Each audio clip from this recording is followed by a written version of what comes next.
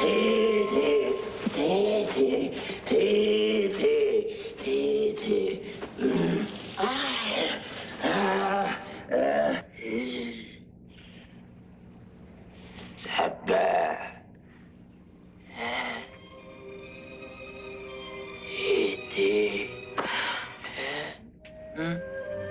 wants to know where his children are. That's a scene from Iceman, the story of a frozen Neanderthal man who returns to walk the modern earth. It's one of 4 new movies we'll be reviewing this week on At the Movies. And across the aisle from me, Gene Siskel, film critic of the Chicago Tribune. And across the aisle from me, Roger Ebert, film critic of the Chicago Sun-Times. Now, in addition to Iceman, we'll also be reviewing Champions, about a British jockey racing against death. Also, Backstage at the Kirov, a behind-the-scenes look at the famous Russian ballet corps. But first, Roger begins with a well-known movie title, Where the Boys Are. Well, the title is well known, so is the song. I think the movie has mostly been forgotten. If I were trying to think of a movie that needed to be remade, Gene, I think Where the Boys Are would be way, way down at the bottom of my list. But at least if I were going to make a 1984 movie with that title, I'd get at least 2 things straight. I'd cast the movie with real teenagers, and I'd allow them to inhabit a world that looks something like the present day. The new version of Where the Boys Are gets both of those things real wrong. All the stars of this movie look at least 10 years too old, and they don't act like kids. They act like grizzled veterans of the social circuit in Hollywood and Bel Air. And the world they inhabit is a cross between the innocence of beach blanket bingo and the jaded sexual exhaustion of aging swingers. Here's a scene on the beach.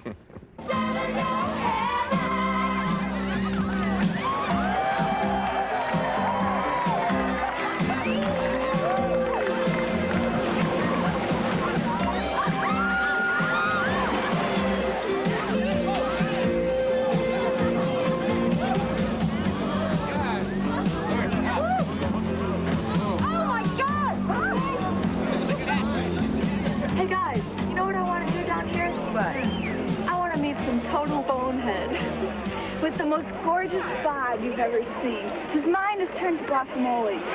I'm talking Conan the Barbarian. I'm going to wrap myself around him for one night of unbelievable, raw, primal sex. She's great when she holds back like this.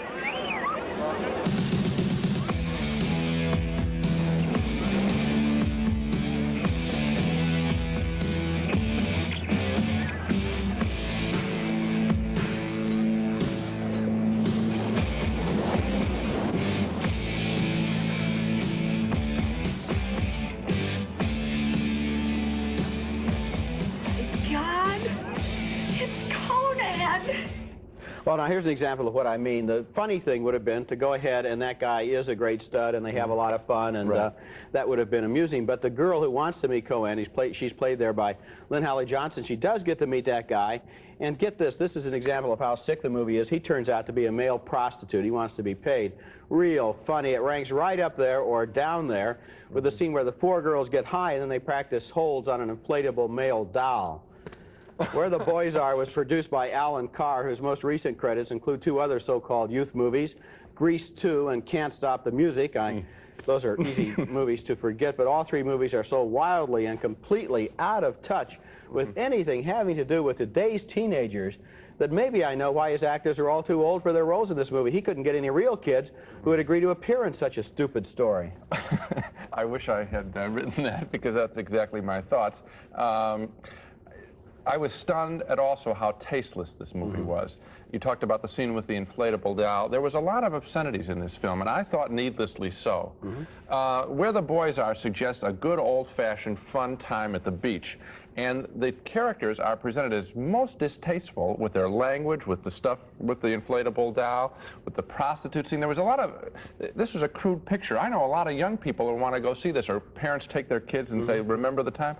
This is a rough R-rated picture, and I found it really embarrassing to be in the screening with It's a cynical picture. It doesn't have any identification with teenagers. No. It doesn't understand that kids might be young and innocent and want to go down to the beach and maybe have a beer or meet a guy or a girl and maybe have a little... It doesn't come from that world at all. It comes from the world of sexual exploitation, of swingers, of people looking for pickups, and it's just totally the wrong tone. It's a mean-spirited Hollywood picture rather than a Fort Lauderdale Fun in the Sun film. You're right.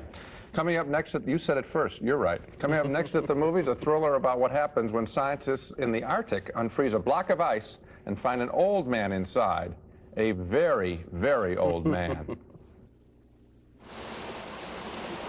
Charlie.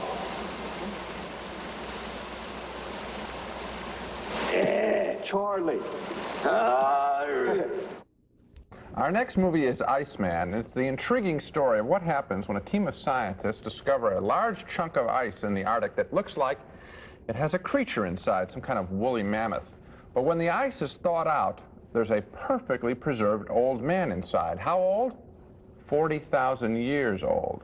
A number of scientists want to carve up the man. That's awfully hard to believe because it's such a big discovery, but that is settled. They revive him, and an anthropologist played by Timothy Hutton makes the human contact that's so necessary, even singing a song with this creature in a specially built environment.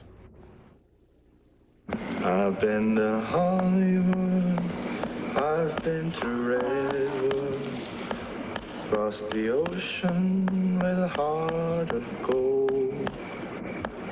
I've been in my mind, such a fine line, keep me searching for a heart of gold.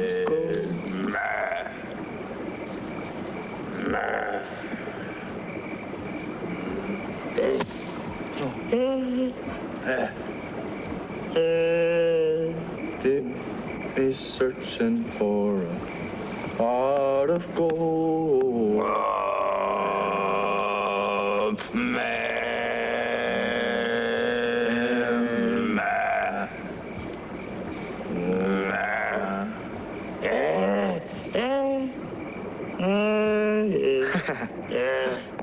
That was John Lone as the caveman, and he does a very good job in a hard-to-believe role, to say the least. In the middle of this story, the caveman goes into a real emotional funk, and to bring him out of it, the Timothy Hutton character suggests a visit from a woman scientist. Okay.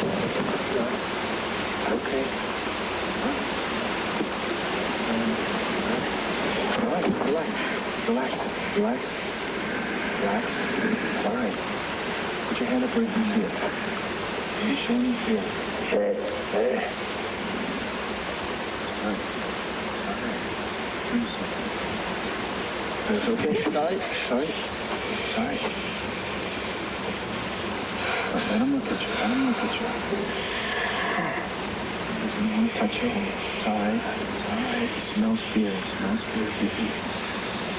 Stay easy.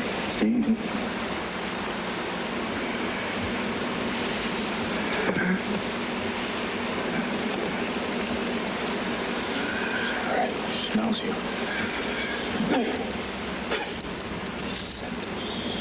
What's that? That's lunch. What do we do now? Eat it. That's what I was afraid of. It's kind of like popcorn. You get used to it. Oh, my God. It's all right. What was it? It was a beetle. What did it taste like? A beetle. I think I'm going to throw up. No, don't throw up. He'll take it as a bad omen. There is some fresh, realistic, acerbic dialogue in this picture that really helps ground this wild story in reality. Also helping us to believe all of this is the direction by Australian filmmaker Fred Siskel, who can make even ice melting look pretty and also look very important. The film degenerates a little bit into thick messages about how cruel civilization is, modern civilization, but the film did convince me that some people, and maybe a lot of people, would be a lot happier off if we lived in more natural environments. In fact, I'll say this much for Iceman. I think it's making some of the same arguments as the big, serious Tarzan movie that's out now, and I think Iceman is a better film and makes them better. I think it's a really good film, and we could talk about the whole film, but for me, right at the beginning, I knew I was in the hands of a very good director, and Siskel, of course, also made Chan of Jimmy Blacksmith and Barbarossa with Willie Nelson, one of our favorite pictures.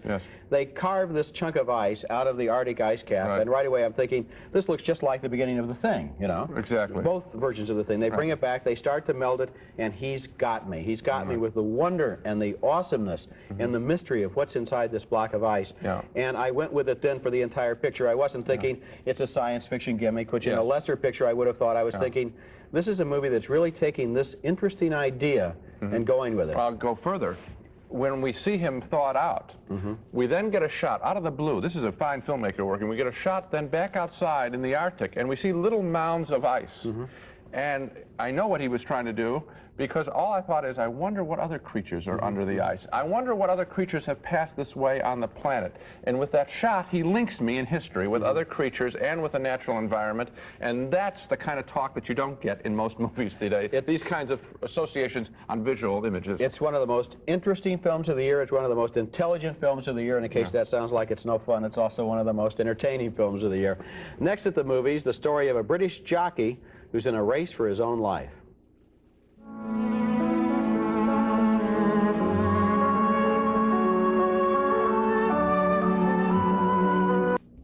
Our next movie is named Champions, and the title of the movie comes from the name of its hero, a British steeplechase jockey named Bob Champion. He's a real man, and the movie is based on his real-life story. And when we meet Champion, that life centers almost entirely around horses and racing and the occasional casual romance with a girl that he might meet at the track. The movie has a lot of great footage of steeplechase racing in it that gives us a real feeling for why Champion loves it so much in scenes like this one. Steady, steady. All right, come on.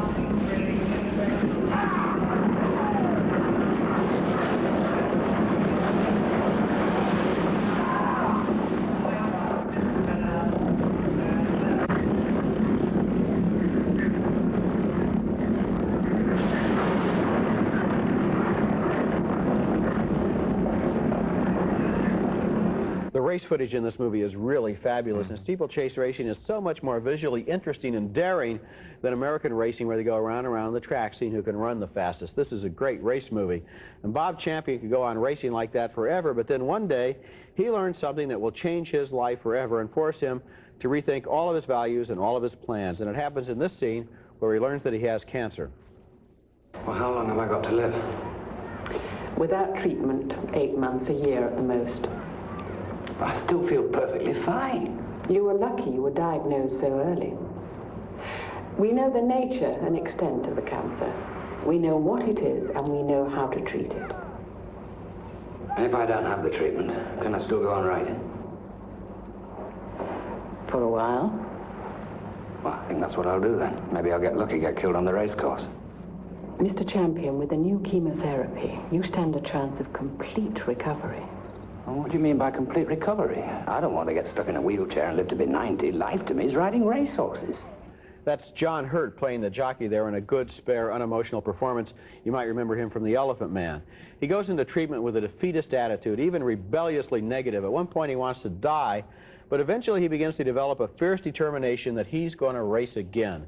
And the movie is the story of how he tries to pull himself back from complete physical and mental exhaustion by holding on to that dream that one day he's going to ride again in the Grand National, the greatest of all British horse races. Well, there have been a lot of brave jockeys who wanted to ride in the Grand National. Elizabeth Taylor and Tatum O'Neill are two of them. But the difference here is this is a real man, and the ending of this movie is what really did happen in his life. The movie begins as an exercise in deep depression, but by the ending, it's deeply and sincerely inspirational, and I liked it a lot. I liked it, too. It's sort of one of these subjects that is done for made-for-TV movies in this country. This is an English film, but this country would just eat this up, American television, you know, the courageous battle and all that. What American TV probably wouldn't do, and what this film does so well, is deal with the cancer right at the top. It doesn't build to that, you know, 2/3 of the way through. It hits you right away in the top of the movie, and surprises us with how frank it's dealt with the hair falling out and everything else. And I appreciated that. Then it got on with the story of what's he going to do about it, with the solving of the problem. Frequently, films like this are about the problem, not about its solution, and I appreciated that element in You know, film. one of the rules that I've formulated on this show, one of Ebert's basic rules of going to the movies, is that a race is always interesting. I don't care if it's a foot race, a bicycle race, a car race, or a horse race. In movies. In the movies, that's, well, and in real life too, for that matter. I mean, probably more in the movies. Except for three-legged races. They aren't so much fun, or potato races. But horse races are the greatest kinds of races of all. And here, it's even more interesting because to win the race, it's not just enough that the horse wins, but the jockey has to finish. And the fact that he's even on that horse is a victory, so that it's a double meaning that makes the climax of the film extremely exciting. Well, it's very, you can see the physical work of the jockey. He's not just along for a ride. He's doing some very hard work on the horse, and we see that photographed very well in this film. Coming up next at the movies, a trip to Leningrad.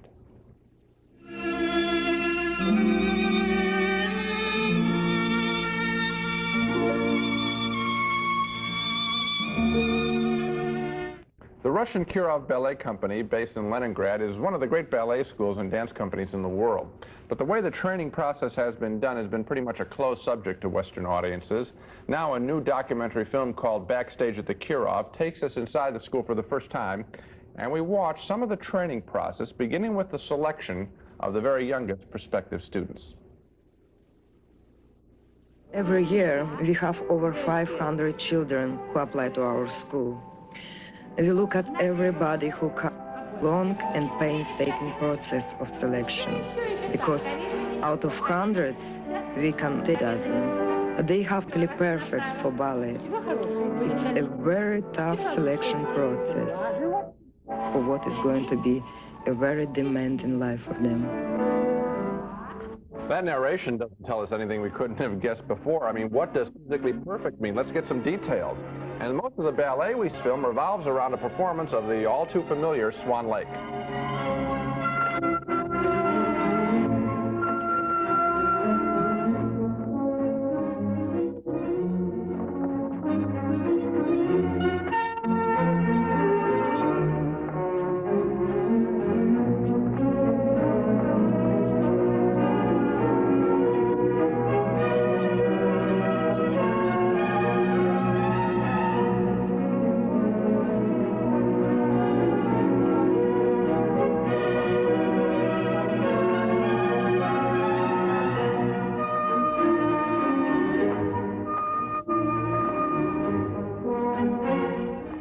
That isn't a real performance because the camera's right up on stage.